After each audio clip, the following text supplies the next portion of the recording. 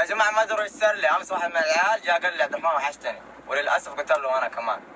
فرحنا مطعم غالي غالي غالي غالي غالي غالي. فيا جماعه جينا بنقوم بنحاسب، خلاص بنمشي. والله جاتني دوخه مي طبيعيه. وقفت من الكرسي حقي قعدت في الكرسي اللي جنبي. حاسبنا الرجال، جينا بنطلع بس قال روح من ورا لانه كان صلاه وقفل المحل. فجينا بنروح من ورا يا جماعه، برضه هناك لقيت كرسي قعدت عليه. فقلت للعيال ابغى اروح الحمام، امسكوني. قالوا انت ايش يحسبون استاذ ايش مسوي سكران. هنا المشكله من جوك اصحابك اغبياء.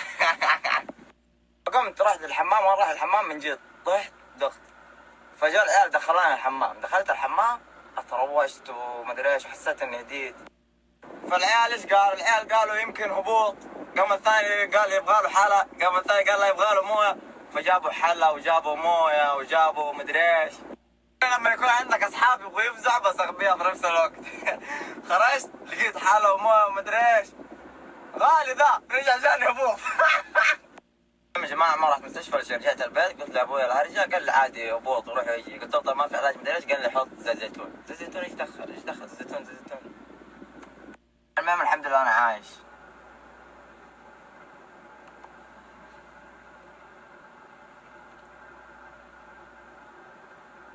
اتروشت ومدري ايش وحسيت اني هديت.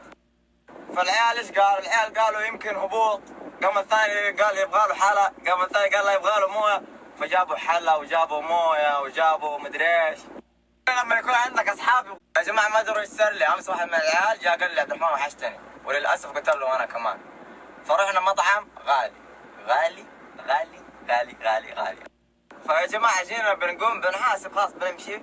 والله جاتني دوخه ويفزع بس اغبياء في نفس الوقت. خرجت لقيت حاله ومويه ومدري ايش. غالي ذا رجع جاني هبوط.